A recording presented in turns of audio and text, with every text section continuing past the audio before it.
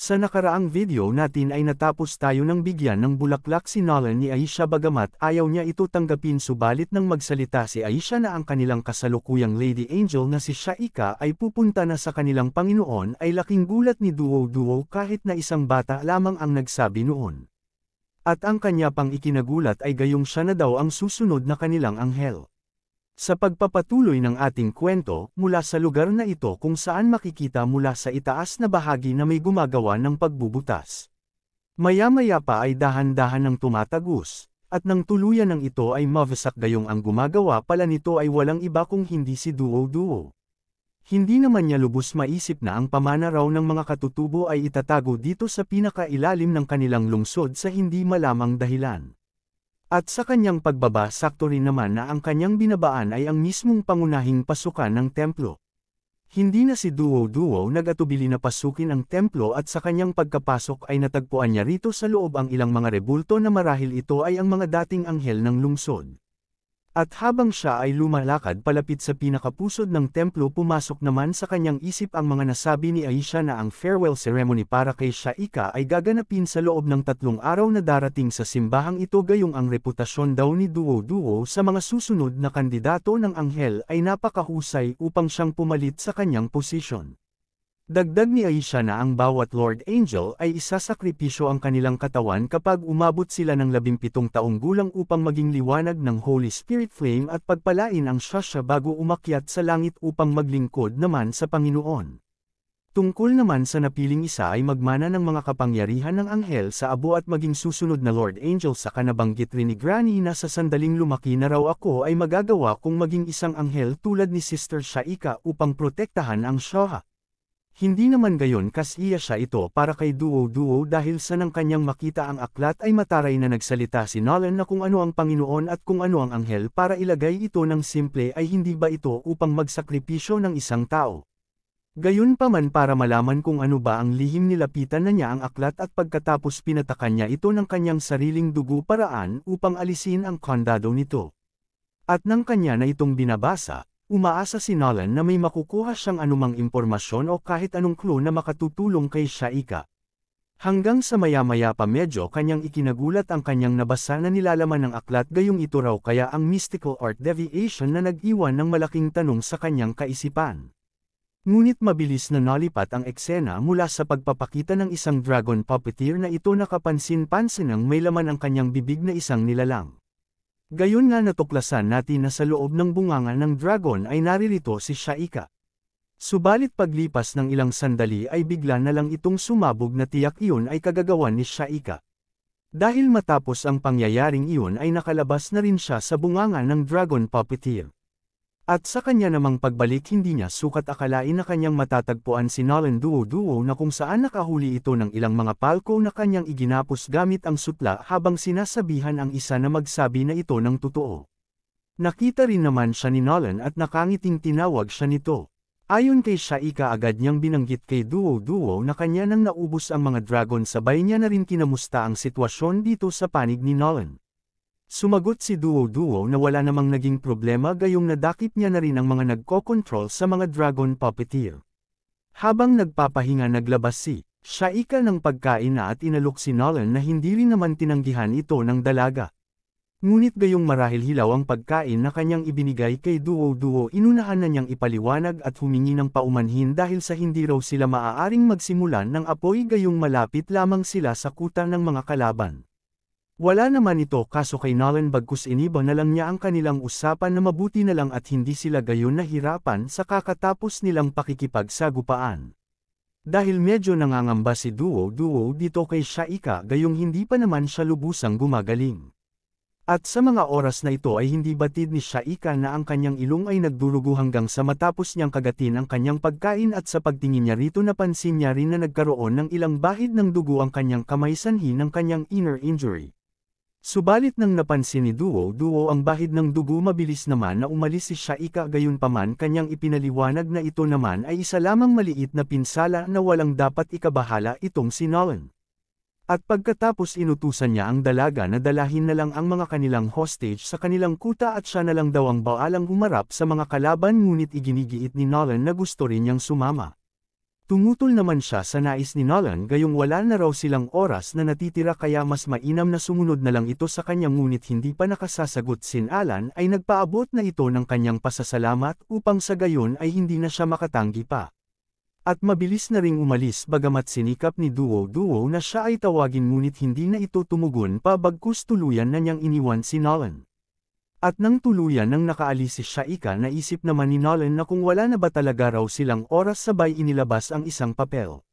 Nabanggit niya rin sa kanyang isip na nagmamadali akong gumawa ng ilang mga pagbabago pero hindi ko alam na ito ba ay gagana at magiging epektibo. Ngunit biglaan naman natigil ang kanyang pag-iisip dahil sa biglang pagsigaw ng isa sa kanyang nabihag at mayabang siya nitong sinabihan na kayong mga bastardong civilian talagang mga walang alam. Bahagyang nabilib si Nolan gayong hindi niya sukat akalain na magagawang masira ng palko ang sutla gamit lamang ang kanyang bibig gayong nagawa niya ito sirain ay talaga daw na medyo matigas at matalas ang ngipin ng hangal na ito. Bagamat patuloy pa rin sa pagyayabang ang palko na kung ito lang daw ang antas ng kanyang kakayahan ay sinubukan niyang takutin itong si Duo na hindi magtatagal ay mawawasak na daw ang buong lugar na ito subalit hindi mababakas sa pagmumukha ng dalaga ang anumang pagkabahala. Sa kabilang banda, mula dito sa Shaha Eastern Separation Wall. Sa paglabas ng isang militar na tadtad ng Kismart ang mukha ay tak-ang-taka niyang tinatanong kung ano raw ba ang nagaganap dahil sa bakit pinatutunog ang alarma. Kaya naman ang lahat ng mga militar na nasa kanilang mga pansamantalang panuluyan ay mabilis na mga nagsipaghanda gayong batid naman ng lahat na kung sakaling patunugan ang alarm ay panigurado na may nakaambang panganib sa kanilang kupunan. Natigilan naman ang isang sundalo matapos niyang makita ang mga balahibo na bumabagsak. At mayabang rin niyang inihayag na kung ito raw ba ay nagmula sa mga basura daw ng Shaha subalit imposible ayon dito gayong ang lugar alam naman nila na tinaniman nila iyon ng traps ngunit nang matapos siyang magsalita ay nakaramdam siya ng matinding takot dahil sa naramdaman niyang may humahati sa kanya. Sa bilis ng pangyayari ay tuluyan na rin siyang napaslang ni Shaika na hindi nagustuhan ang kanyang mga pinagsasabi. At kanya rin pinabulaanan ang kanyang kapangyarihan ay isang magic at hindi nagmula sa basurahan. Nang mapaslang ni Shaika, ang isang sundalo ng GSA ay mga nagpanik na ang lahat maging ang kanilang kapitan na mabilis niyang pinakikilos ang lahat dahil ayon sa kanya siguradong sinasalakay sila ng mga terorista kuno mula sa Shaha City. Maririnig naman ang isang sundalo na naiinis na tinatanong ang kanyang mga kasamahan kung sino raw ba naman ang kumuha ng kanyang pantalon. Itinuro ng kanyang kasamahan na ang kanyang pantalong hinahanap ay nasa sabitan ng mga baril. Habang nasa ere si Shaika sinabihan siya ng isang palko na huwag na itong gumalaw pagayong napapaligiran daw nila ito dahil nag-iisa lamang naman siya kumpara sa kanilang pangkat na may mga baril pa. Sambit naman nitong isang palko na ang kanilang grupo ay ang Holy GSC Defense Forces daw kuno. At mayabang rin niyang binanggit kay Shaika na mas mainam na itigil na raw niya kaagad ang kanyang ginagawang terrorist attack. Dahil sa paulit-ulit na pinaparatangan si Shaika ng hangal na sundalo sinabihan naman niya ang mga ito na sino ba ang madalas na nagsisimula ng kaguluhan tapos ngayong sila pa raw itong makakapalang mukha na paratangan siyang isang terorista. Sa panig nitong kapitan ng GSA Defense Forces dumating ang isa sa kanyang tauhan upang magulat tungkol sa mga dragon puppeteer na kahit nasa kalagitnaan sila ng kaguluhan pinagsalita niya rin ito upang malaman kung ano ba ang sitwasyon. Ayon sa report ng sundalo na ang 7th Dragon Puppets Division ay ganap na napawiniwala sa mga dragon puppeteer na nagkokontrol sa mga ito ang mga natagpuan na buhay. Bukod sa iyo, ang lahat ng iba pang mga mataas na ranggo ng mga commander sa kampo ng advance na partido ay pinatay ng teroristang anghel. Iyon na ang lahat ng kabuuan ng kanyang buong report. Nang malaman ng kapitan ng Defense Forces na ang kanilang mga dragon puppeteer at mga captain ay nawala habang ang mga dragon ay naubos na litong-lito ang palko sa kung ano raw ba kaya ang planong gawin ni Shaika. Bukod palaking katanungan niya sa kanyang sarili na ang Shasha ba ay hindi naapektuhan ng mga magic nullification stone.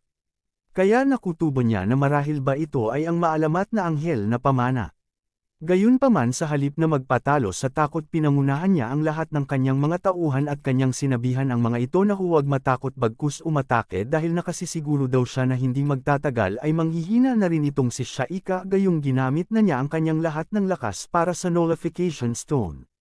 At kanya rin iniutos sa lahat na paliwanagan ang langit gamit ang kanilang mga sandatang kanyan sa sabay-sabay nilang pagpapaputok. Sa mayabang na pagsasalita ng palko sinabihan naman siya ni Shaika na kahit na sa pagkatapos malimas ang aking lakas subalit mayroon pa rin akong sapat na oras upang paslangin kayong lahat ng mga halimaw. Habang handa na ang lahat para sa pagsalakay sa panig ng mga bayabas ay mas natuwa pa si Shaika gayong oras na upang gawin ang final battle. At sa mga sumunod kasabay ng pagpapaulan ng mga kanya ng kalaban sinabayan rin ito ni Shaika nang walang anumang takot na sumugod sa halip na iwasan ng mga bala at ipagpaliban ang kanyang pagsalakay ngunit hindi niya iyon ginawa. Kaya naman nagdulot sa mga palko ng takot matapos nilang makitang hindi man lamang natinag si Shaika sa kanilang ginagawang pag-atake gayunpaman maririnig ang malakas na pagsigaw ng kapitan na huwag itigil ang pagpapaputok. Nang marating ni Shaika ang lugar ng mga hangal sabay niyang ginamit ang kasanayan ng banal na apoy upang sa gayon mapabilis ang kanyang gagawing pag-counter-attack at lumagablab na nga ang malakas na apoy rinig rin sa lugar ang pagsigaw ng mga sundalo na sinasambit na sobra daw init. Gayunpaman bagamat nasunog ang lahat subalit hindi pa rin tuluyang na. Lalagutan ng hininga ang ilan at ang kapitan na sa mga oras na ito ay wala na magawa kung hindi ang mapamura na lang dahil sa hindi niya sukat akalain na ang isa raw palang basura ay magagawa ito sa kanila. Bago pa man siya tuluyan na mapaslang inilabas kaagad ng kapitan ang isang device para i-activate ang tinatawag nilang Magical Puppet X na may model na 001. At sa kabila ng hirap na kanyang naranasan sinikap ng Captain na masabi ang kanyang utos habang ina-activate ang Magical Puppet X na dapat daw nitong pabagsakin ang nilalang na nagmula sa Shaw Zone. Kasabay at bago pa malagutan ng hininga ang kapitan makikita naman na tinusok ni Shaika ang kanyang armas na espada sa lupa. Gayong sa mga oras na ito ay halos maubusan siya ng lakas dahil sa pagkaubos rin ng kanyang mana sa kakatapos niyang pag-atake sa pangkat ng GSC Defense Forces. Subalit hindi pa man siya ganun nakakabawi ng lakas bahagya nagtaka si Shaika dahil sa may sumisira ng pader sa kabilang gilid gayong sa pagkakaalam naman niya ay nasugpo na niya ang lahat ng mga sundalo. Hanggang sa mga ilang sandali pa ay lumabas na nga rito ang ipinatawag ng kapitan ang tinatawag nilang Magical Puppet X Model 001. Gayunpaman napatawa na lamang si Shaika at kanyang binanggit na mukhang medyo mapalad ako gayong para makita ang lihim na sandata ng GSC bago ako mamatay. Subalit pagkatapos naman niyang sabihin na iyon laking pagtataka ni Shaika dahil may biglaan na lamang hamatak sa kanya na nagmula sa kanyang likuran. Hanggang sa malaman natin na ang gumawa pala nito ay walang iba kung hindi si Duo dumating bago pa mahuli ang lahat dahil sa katunayan ay wala na talagang lakas si Shaika upang makipaglaban pa. Hindi lamang iyon ginawa rin ni Duo na atakihin si Shaika pinatamaan niya mismo ito sa kanyang dibdib sa hindi malamang dahilan. Talagang hindi niya maintindihan kung bakit ginawa ito sa kanya matapos niyang makita na ang sumalakay sa kanya ay ang kanyang itinuturing na kaibigan na si Duo. Bagamat walang masamang hangarin ang dalaga subalit sa mga oras na ito hindi pa iyon batid ni Shaika kung ano ba talaga ang pinaplanong gawin sa kanya nitong si Nolan. Binanggit naman niya sa kanyang isip na ang kapangyarihan ng anghel ay bakit pinakawalan kung magpapatuloy ito hindi magtatagal haantong ako sa backlash. Bagamat hindi ako natatakot sa kamatayan, ngunit bakit raw naman kaya ginawa ito sa kanya ni Nolan gayong isa pa naman ito sa kanyang inaasahan na magiging kakampi. Pagkatapos tinalikuran na niya ang nilalang na may mas matinding banta sa kanyang buhay sa halip plano sana niyang puntahan ang kinaroroonan ni Nolan. Gayong binaliwala niya ang Magical Puppet X subalit walang ano-ano ay bigla na lamang itong umatake gamit ang Tier 2 Explosion Talisman. Na mabuti na lang medyo mabilis pa rin si Duo dahil nang tumama ang pag-atake ng Puppet X matagumpay na nasadyap siya ni Duo sa paggamit ng sutla pero sa katunayan yan ayon dito kay Nolan na sa kabutihang palad kung nahuli pa raw siya ng ilang segundo. Iyon ay masyadong malapit na sa kanyang pagwawakas. At nang nasa pangangalaga na niya si Shaika sa lakas ng impact ng Tier 2 Talisman na ginamit ng Puppet X maging si Nolan ay hindi niya maitatangking talagang mas angat ang lakas ng kanilang kakalabanin ngayon. Para iwasan ang pagkapaslang nitong si Shaika, mas minarapat bigyan ni Nolan ito ng isang Cicada Cocoon. Subalit kahit ang kumain o paglunok ng gamot hindi na ito magawa pa ni Shaika dahil sa labis niyang panghihina ng katawan. Ngunit habang ginagawa niyang tulungan at pakainin si Shaika ng kakon ay mabilis naman na kumilos ang Magical Puppet X at nang malapitan na niya ang dalawa gumamit naman ang Puppet X ng Tier 3 Light ng Shadow Talisman. Gayunpaman, wala namang masamang nangyari sa dalawa dahil sa floating shadow immortal magic na ginamit ni Duo upang sa gayon iwasan muna ang Puppet X.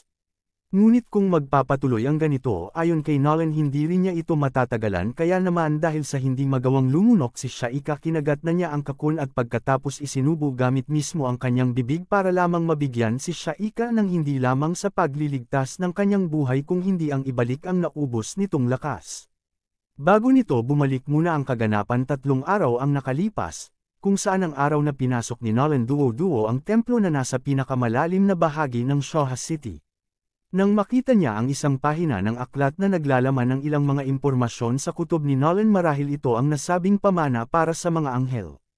Ayon pa sa kasulatan, na ang mga nabubuhay na nilalang sa mundo ng demonyo ay may 8 nodes restriction sa paggalaw ng daloy ng mahika. Tungkol dito, nagkaroon na ng idea si Nolan na ang paglabas ng mga node ay magpapalabas ng isang mas malakas na kapangyarihan subalit magreresulta din sa isang malaking pasanin sa katawan. Bukod pa dyan ang tinatawag na pagpili ng anghel ay pumipili lamang ng isang tao na makatiis sa kapangyarihang ito. Ang pagtatapos ng mukha ng mga tagagawa ay ang kumpletong pagkawasak ng ikot ng magic energy, hindi sila tatagal sa isang araw pagkatapos mangyari iyon. Kaya naman hindi sukat na akalain ni Nolan na talagang totoo nga ang sinasabi ni Aisha na itong si Shaika na mamamatay nga sa loob ng 3 araw na darating. Ngunit sa kanyang pag-aanalisa sa nilalaman ng lihim na kasulatan para daw na medyo familiar ito kay Nolan tulad ng energy cycling na kagaya nito, upang matiyak na pagdesisyonan ng dalaga na subukan ang kanyang kaunting kaalaman tungkol sa energy cycling. At hindi na nga nagpatumpik-tampot pa gayong mabilis niyang ginawa ang lilangin ang sinaunang kasulatan ng mga anghel. Na habang ginagawa niya ito nagkakaroon ng matinding pagyanig ang lupa. At gayong konektado ang gusali sa itaas na gusali dahil sa ilang mga haligi nito maging dito sa ibabaw ay naramdaman rin ang malakas na pagyanig dulot ng ginawa ni Nolan. Ito rin ang naging dahilan kung bakit nakaramdam ng pagkabahala si Aisha at ilan nitong kaibigan. Mabilis na bumalik ang eksena sa panig ni Nolan na hanggang sa mga oras na ito ay patuloy pa rin siya sa kanyang pagmomodify ng kasulatan ng mga anghel base sa kanyang sariling kaalaman. Habang ginagawa niya ito ay muli niya naalala ang paalala sa kanya ni Manman na tungkol sa tinatawag na 8-gate essentially heaven, location, at time and space. Sabay na sabi niya sa kanyang isip na ang mystical martial arts sister na si Manman ay ang paggamit ng panlabas na 8 mga pintuan, o natural na mga kababalaghan, para sa kanyang natatanging pakikipaglaban habang ang lihim naman ng mga anghel ay upang buksan ang panloob na 8 mga pintuan upang makamit ang kapangyarihan. At kung gayon base sa kanyang natuklasan binanggit niya na kung kukuha ako ng mga gawa ng langit at lupa mula sa labas at may ugnay ito sa panloob na katawan, marahil ay may restart ko ang sirkulasyon. Dahil dito naisip ni Duo na dapat nasa tabi siya ni Shaika sa darating na 3 araw upang sa gayon ay matulungan niya ito at sana lang daw ay maging epektibo ang kanyang gagawing ito. Balik sa kasalukuyan, kung saan tuwang-tuwa si Nolan dahil talagang gumana ang kanyang ginawang mystical art deviation. Subalit sa kasamaang palad, hindi na niya napansin ang pagdating ng magical Puppet X. Hanggang sa kinalaunan tinanggap ng dalawa ang pag-atake ng Puppet X gamit ang Tier 2 Immense Strength Talisman kaya tuloy sinalo nila ang isang pagsalakay na iyon. Sa pagtalbog tumama sa pader tumagos sila rito hanggang sa ipakita si Nolan na sa kabila ng kanyang tinamong pinsala sinikap niyang hindi mawalay sa kanyang kamay itong si Shaika habang balot na balot ng sutla. Dahil sa paulit-ulit na ginagamit ng puppet ang talisman medyo nagdulot ito ng kalituhan kay Nolan gayong bakit raw naman kaya ang higanting puppet na ito ay hindi sila tinatantanan at patuloy na sinasalakay gamit ang talisman na pag-atake. At kung bakit lumitaw ang mga talisman sa mundo ng mga demonyo bukod pa dyan ay ang power nito ay hindi biro gayong tunay na malakas talaga ito. Habang kumakain siya ng kakun sabay niya palihim na sinasabing dahil sa kanyang tinamong pinsala mula sa puppet at nagkaroon ng sugat ang kanya mismong ulo kaya tuloy nawalan siya ng kakayahan na basahin ang antas ng lakas ng iba. At ang isa pang problema ni Nolan sa ngayon ay 5 na lamang ang kanyang natitirang silkworm kaya pinag-iisipan na niya kung dapat na ba natawagin na ang kanyang huling alas ang avatar puppet ni Bai. Gayong sa katunayan pa niyan ay halos malimas na rin ang spiritual power ng dalaga matapos niyang suluhin ang malakas na pag-atake ng magical Puppet X. Hanggang sa mga ilang sandali pa, nakita na naman niya ang patay gutom sa pag-atake na puppet na muli na naman silang susugurin sa labis na pagkabalisa ni Nolan. Paulit-ulit niyang tinawag ang avatar puppet ni Bai gayong wala na talaga siyang lakas pa upang kahit ang umiwas man lang.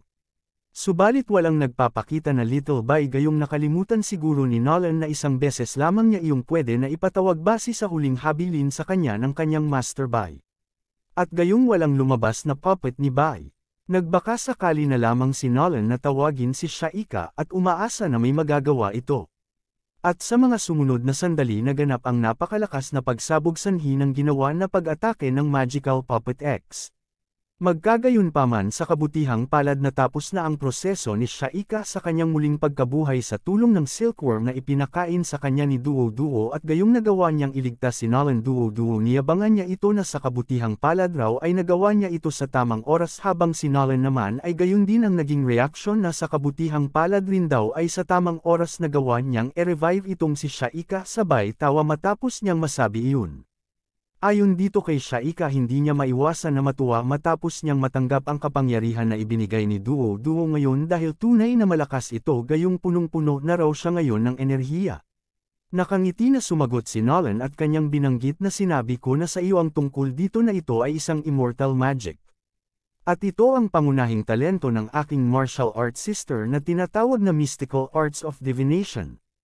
Kaya kailangan mong tandaan ito ng mabuti. Nahinto lamang ang kanilang pag-uusap nang makalapag na sa lupa si Shaika. At syempre dahil nabawi na niya ang kanyang buong lakas at magic masigasig niyang sinabihan si Nolan na maghintay na lamang muna dito gayong siya na ang bahala na tumapos sa kanina pa sumasalakay sa kanila na hindi na ito tinutulan pa ni Duo-Duo gayong 100% na batid niyang kaya ng makipaglaban muli itong kanyang kaibigang anghel. Gaya ng inaasahan sa biglaan na paglipad ni Shaika ang impact pa lamang ng kanyang pag-alis bagamat napaupo si Nolan sa lupa subalit talagang natuwa ang dalaga sa naging resulta ng kanyang pagsusumikap na i-modified ang sinaunang kasulatan ng mga anghel. Mula naman dito sa panig ni Shaika, kung saan narating na niya ang kinaroroonan ng Magical Puppet X na walang pag-aatubili na sinugod niya ito. Ginamit niya ang kasanayan ng mystical arty at nang tumama ang kanyang magic sa mismong braso ng puppet ay walang hirap din niya itong napinsala at naputol. Habang nag-iisip pa ang Magical Puppet X sa susunod niyang gagawin gayong nawala ang isa sa kanyang kamay na pangunahin niyang ginagamit sa pag-atake. Sa panig ni Shaika ay iniisip naman niya na ang kapangyarihan sa loob ko na nababalot ng takot ay nawala bagkus ito ay naging isang malakas at banayad na lakas. Na bagamat ilang ulit na ipinaliwanag ang tungkol dito ni Duo-Duo na ito ay ang mystical art divination subalit dahil sa bago ito sa kanyang pandinig kaya tila parang 50-50 kung ito ba ay kanyang paniniwalaan. Sa lalim ng kanyang iniisip ay hindi na niya rin napansin na nasa kanya ng harapan muli ang magical puppet na kahit kalahating braso na lamang ang kanyang taglay ngayon subalit nagawa pa rin niyang gumamit ng teknik hindi lamang iyon gayong tier 4 na energy cannon pa ang kanyang susubukang gawin. At nang tuluyan ng pakawalan ng Magical Puppet X ang energy cannon ay talagang hindi maitatangging nagtataglay ito ng lakas base pa lamang sa naging hitsura nito at sa gitnang bahagi kung saan nakapwesto si Shaika. Bagamat parang animoy tinanggap o sinalo niya ang energy cannon ngunit mabilis siyang nakapag-teleport sa mismong likod ng puppet gamit ang tinatawag na mystical art do. Bilang ganti sa hangal na Magical Puppet X ay ginamit na ni Shaika ang mystical art siyang upang ipatikim naman niya kung gaano talaga siya kalakas bilang nag-iisang anghel sa tribo ng Shoha. Nang tumaman na nga ang pag-atake niyang iyon ay kitang-kita na nabiyak ang Magical Puppet. Ngunit nang matagumpay na napaslang ni Shaika ang kanyang kalaban ay naganap ang matinding pagsabog gayong marahil sa ilang mga feature ng Puppet X siyang dahilan naman kung bakit makikitang napaatras si Shaika. Gayunpaman natuwa naman siya sa naging resulta gayong tuluyan nang nawala ang kanyang kalaban dahil dito ay nabanggit niya na ligtas na ngayon ang Shoha habang sa kanyang likuran mamamataan si Duo-Duo na nagmamadaling lumilipad papunta sa kanyang kinatatayuan. Sa pagdating ni Nolan may dala itong bulaklak sabay na sinasabing maligaya na 17 kaarawan kay Shaika gayong marahil kaya ginawa niya ito ay dahil sa ngayong araw naganap ang muling pagkabuhay ni Shaika. Subalit dahil sa hindi pa rin tinatanggap ni Shaika ang bulaklak nagsalita na si Duo-Duo at kanyang binanggit na naglakad-lakad ako at natagpuan ito sabay tanong na kung hindi raw ba gusto ni Shaika ang ganitong uri ng bulaklak. Kaya tuloy napilitan na siyang tanggapin ang lily flowers bilang pakikasama na lamang dito kay Nolan at kunwari niyang sinabing gusto ko talaga ang bulaklak na ito. At palihim niyang sinabi na ang dahilan kaya ayaw niya sana talagang tanggapin ang lily flowers dahil sa tunay na kahulugan ng bulaklak ngunit hindi na naman niya sinabi kung ano ba talaga ang kahulugan ng pagbibigay ng lily flowers. Ngunit narinig rin pala ni Duo ang mahinang pagsasalita nito gayunpaman ayon kay Nolan kahit ano pa man ang ibig sabihin ng bulaklak ay hindi na iyon mahalaga bagkus sinabihan na lang ni Duo si Shaika na ito ay humiling habang kumakanta ang dalaga ng happy birthday. Ginawa na lamang rin ni Shaika ang humiling upang pagbigyan si Nolan na ayon sa kanyang kahilingan ay sana maging maunlad ang kanyang tribo ng Shoha bukod doon ay wala na. At pagkatapos niyaya na niya si Nolan na mabilis na silang bumalik sa kanilang tribo na mabilis rin siyang sinang-ayunan ni Duo gayong baka kung hindi pa raw sila babalik ngayon ay pabiro niyang sinabi kay Shaika na baka nga na mangyari na dumalo siya sa kanyang sariling libing. Nang nagawang napagtagumpayan ni Nolan Duo at Shaika kontra sa mga defense forces at ilang mga puppet na lipat ang kaganapan dito mismo sa GSA command post kung saan ang mga sundalo ay mga animoy na lugi. Gayong kasalukuyan pala na ipinaliwanag sa kanilang lahat ang tungkol sa matinding nilang problema tungkol sa nawasak nilang experiment demonic puppet at ang advance party sa Shasha City ay nagdusa ng napakalaking pagkalugi. Bukod pa ang samahan ng terorista mula sa The Wings of Shoha ay naging mas aktibo ngayon dagdag pa ang bilang ng mga dragon puppet ng GSE ay patuloy sa pagbagsak. Kaya pala walang naging tugon ng mga sundalo dahil ang nagsisermon sa kanilang ay walang iba kundi itong kanilang GSE Alliance Forces Commander-in-Chief na nakatalaga dito sa Western Front Yatani. Bakas na bakas sa pagmumukha ng Commander-in-Chief ang labis nitong galit gayong halos lumitaw na ang kanyang mga ugat sa mukha. Matapos naman niyang alisin ang kanyang salamin bumanggit ang Commander-in-Chief ng tatlong pangalan ito ay sina Luther, Author, at Jacob ang hindi naman natawag na pangalan sinabi ng commander na pwede na silang umalis bukod sa kanyang binanggit. Habang umaalis ang mga hindi nabanggit na kapitan malungkot na nakamasid ang tatlong naiwan gayong batid nila na makakatikim sila ng matinding sermon ng kanilang commander-in-chief. Nang tuluyan ng makaalis ang iba ilang minuto muna nagkatitigan ang mga naiwan na bakas sa pagmumukha ng tatlo ang pagkabagabag una tong kalbo na nasa kaliwa ito si Luther ang Chief of Staff sa Juzi Advance Army. Sumunod sa kanya itong si Jacob mula naman sa Juzi Advance Forces Chief of Intelligence. Ang huli ang Motorized Dragon Puppet Tactical Unit Commander na si Arthur. Matapos ang ilang segundo na katahimikan sa loob ng silid gaya ng inaasahan nagpanting na nga sa galit itong kanilang Commander-in-Chief na si Yatani at kanyang galit na sinabihan ang tatlo na maihahalin tulad sa isang basura at walang anumang pakinabang. Mga pulpol at hadlang lamang sa kanilang inaasam na pag-unlad. Kahit dito sa labas ng silid ni Yatani ay malakas na maririnig ang kanyang paninirmon sa tatlo na kanyang sinasabing ngayon linggo hindi lamang raw nakakuha ng achievement ang tatlo bagkus naging talunan pa ng mga mas mahinang nilalang. At binanggit niya rin ang powerful kuno na dragon puppet sa walang silbing pagcommand dito nagsayang lang na parang isang idiot. Kahit na ang experimental demonic puppet na iniregalo ng imperyo sa kanila ay nawasak rin kaya ito ang mas ikinainis ng Commander-in-Chief Yatani tapos paulit-ulit din niyang pinagmumura ang tatlo na maririnig pa rin dito sa labas kaya naman bagamat walang sinasabi ang mga sundalo na nakakarinig sa matinding galit ng kanilang commander ay mababakas naman sa pagmumukha ng lahat ang matinding kalungkutan gayong hindi naman lingid sa kanilang lahat na tama ang lahat ng sinasabi ni Yatani. Bumalik muli ang eksena dito mismo sa loob ng silid na medyo banayad na ang pagsasalita ni Yatani. Kanyang sinabi naman na mabuti na lamang raw at pumayag ang imperyo na sa kanilang kahilingan na magpadala muli ng demonic puppet bilang backup kaya naman tahasan niyang sinabi sa tatlo na kailangan na nila itong magamit ng angkop at kapaki-pakinabang sa kanilang koponan. Ukol dito upang kahit paano naman ay makapagbigay sila kahit kaunting paliwanag nagsalita itong si Jacob at kanyang binanggit na Commander-in-Chief sa katunayan ay mayroong isang hindi inaasahang problema sa Demonic Puppet Project.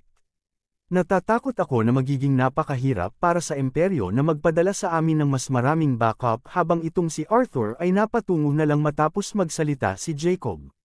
At ayon na nga muli na naman tumaas ang dugo ng kanilang Commander-in-Chief dahil sa pagsasalitang iyon ni Jacob na bagamat nagbigay lamang siya ng kanyang sariling pananaw ay hindi yun matanggap ng kanilang Commander-in-Chief. Makalipas ang ilang oras nalipat naman ang kaganapan mula dito sa imperyo na kung saan nila nakukuha ang mga Dragon Puppeteer at ang Magical Puppet X. Ito ang Empire Outskirt Loma Research Institute na makikita sa lugar na ito ang Building A at Building B. Mula sa loob ng isa sa building na nabanggit makikita dito sa loob na may dalawang demon na nakabitin at puro tama ng palaso. Mula pa rin dito sa Research Institute ng Imperyo nakarating na rin dito itong si Miss Violet na ngayon ay nasa anyo ni Rococo na kanyang ninakawan ng buong pagkakakilanlan at ang isa pa sa special na kakayahan ni Miss Violet ay ang magnakaw ng alaala ng ibang tao o kahit anong klaseng nilalang. Kaya kung sa tutusin hindi masasabing wala siyang nalalaman dito sa Research Institute. At kahit siya ay hindi rin nakaligtas sa lumilipad na palaso na tumama mismo sa kanyang leeg. Gayunpaman sa tulong ng silkworm na mula pa rin kay Little Dream ay nagagawa niyang makaligtas sa tiyak na kapahamakan subalit ang hindi maganda ay naubos na ni Miss Violet ang lahat ng kanyang kakon. Para makakuha ng kakampi nagkunwari siyang tinatawag ang dati niyang kasamahan na si Kate at Doug o mastisino na buhay pa raw sa lugar na ito. Ngunit dahil sa wala pa rin sumasagot sa kanyang paghahanap ng kahit sino sa building kaya medyo raw masakit sa ulo ang building A na ito na kanyang kinaroroonan kaya naman naisip na lang ni Violet na tila kailangan niyang mag-recruit na lamang ng ibang nilalang. Habang itong gagamba pala na ito ay ang nagsisilbing mata ng isang tirador na gumagamit ng crossbow. Ito ang isa sa taga-Dark Demon Team na may numerong 4 na kung tawagin ay sino. Nasa puntong ito ay hindi makapaniwala gayong malinaw raw naman na nataman niya si Violet sa leeg subalit bakit raw naman kaya walang epekto ito sa kanya gayong hindi man lamang makikitaan ng kahit kaunting panghihina.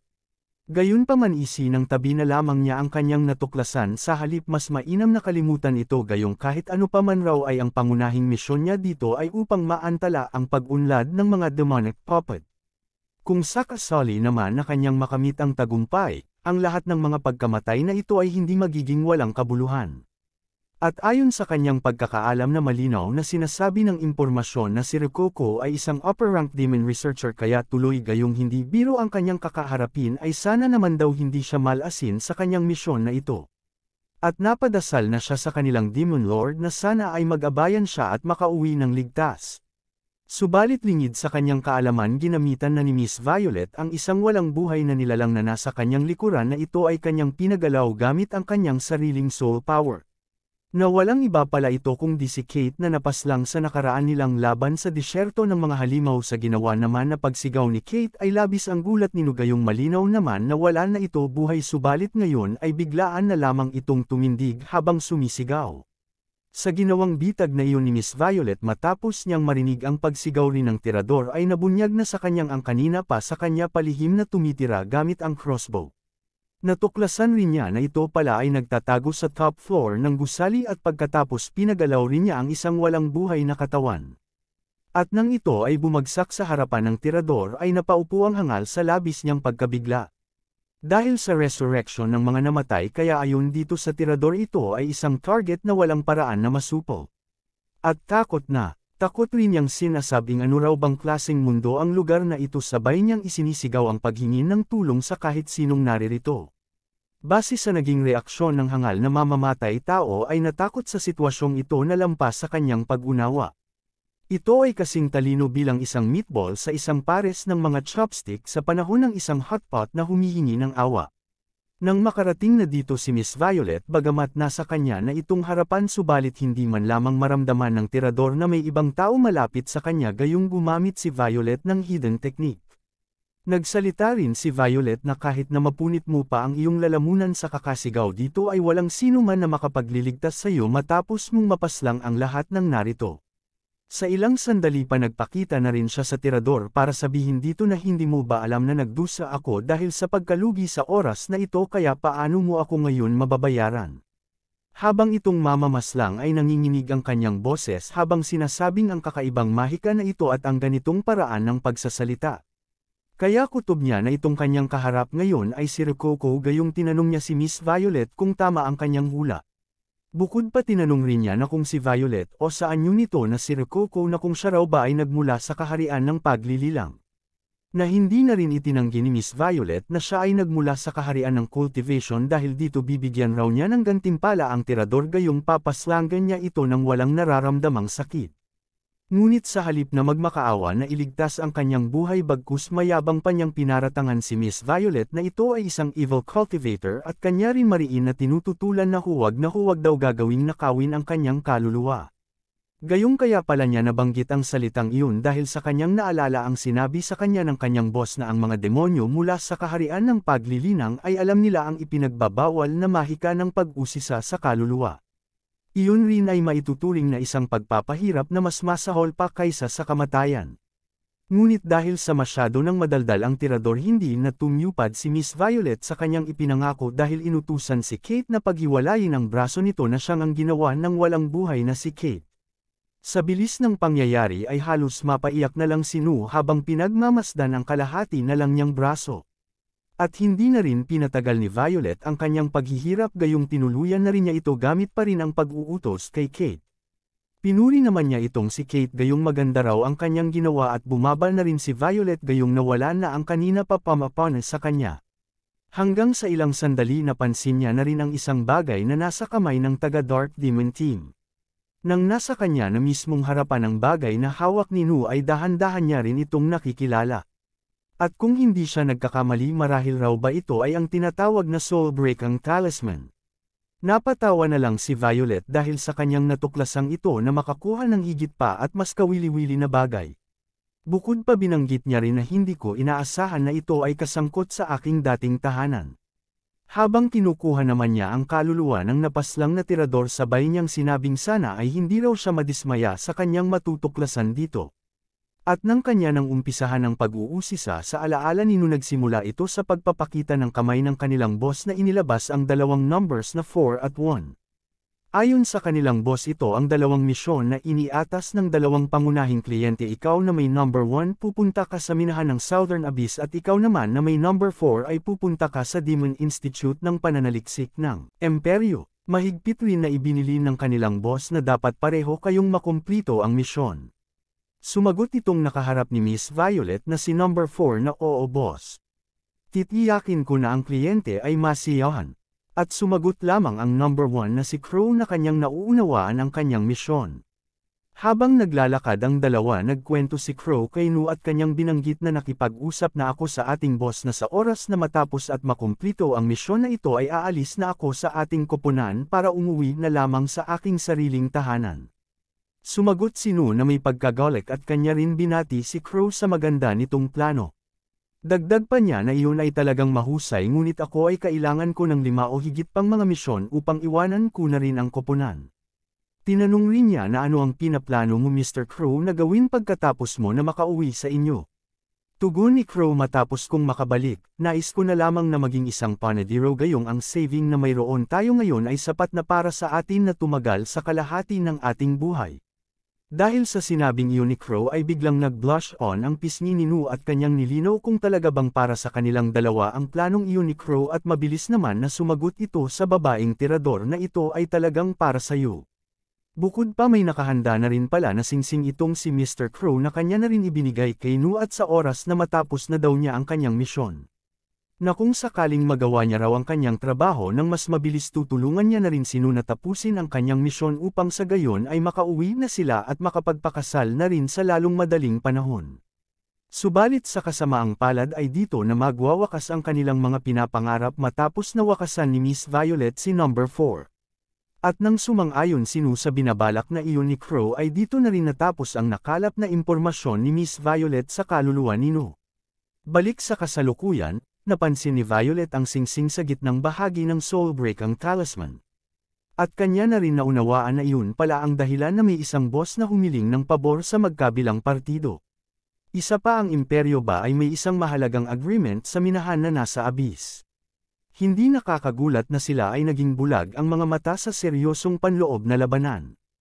At ang talisman na ito ay malinaw na nagmula sa isang master parang ang isang ito ay na-embroiled sa medyo magulo na sitwasyon. Sa ngayon naisip ni Violet na ang pangunahing misyon ay upang malutas ang isyu at pagbayarin ang mga demonic puppet. Habang naglalakad siya sa nagdurugtong sa Building A at Building B sakto naman na nakasalubong niya ang isang security guard na panay ang paghingi ng paumanhin dahil sa ngayon lang siya nakarating. Wala naman ito kaso para kay Miss Violet gayong basic lamang naman sa kanya na Poxane ang nagtatangka sa kanyang buhay kaya iniutos na lamang niya sa security guard na linisin ang Building A na agad rin sinang-ayunan ng gwardya. At habang patuloy siya naglalakad upang magpunta sa Building B sabay niya rin palihim na sinasabing hindi ko na kailangang isipin na malaman kung alin sa dalawa ang nagbibigay ng order para sa lugar na ito. At saka pinaplano ba nilang maging independenteng? At gaano ba talaga katindi ang paggalang sa Emperor? Dagdag pa sa mga pinaplano ni Miss Violet na kapag inilagay daw niya ang kanyang mga advertisement kinabukasan malamang sa alamang raw ay ang dalawang iyon ay marahil ay tumalon pataas at pababa sa sobrang galit. Makalipas ang ilang minuto, mula pa rin dito sa basement ng Building B kung saan nakarating na rin dito si Miss Violet. Nang kanyang lapitan ang isang binibini na may pink na buhok at kanya rin itong tinanong na kamusta ang research progress na. Ikinatuwa naman ng babaeng demon matapos niyang makita ang kilala nilang si Lady Rococo. Sambit rin ng babae na nagpapasalamat talaga ako kay Lady Rococo sa pagbibigay ng kaibig-ibig na ito ng isang pagkakataon na lumahok sa isang mahalagang proyekto. Gayong sa katunayan ang magic circuit na ito ng demonic puppet na ito ay tunay na napakaganda. Ang babaeng demon na ito ay may pangalan na Chrissy, isang pure white demon, isa rin siyang Empire University Magic Instructor Doctor of Engineering.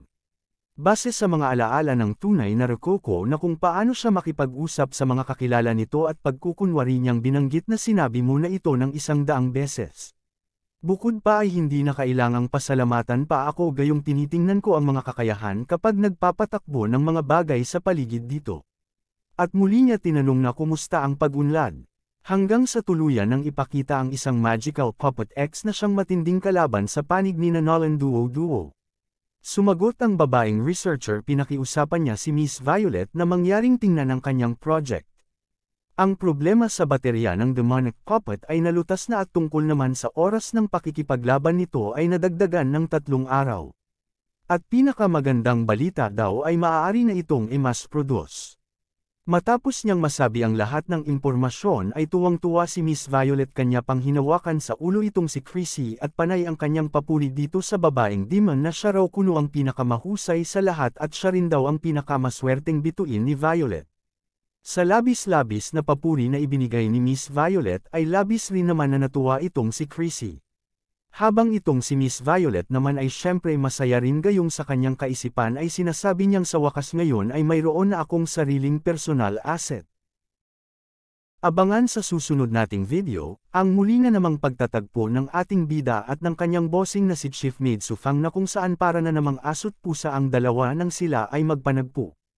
Ang mga naganap sa loob ng 3 araw habang tayo ay nakatutok sa panig ni Miss Violet at Nolan Duo gayong kinalaban ni Nabay ang isang pulutong na halimaw.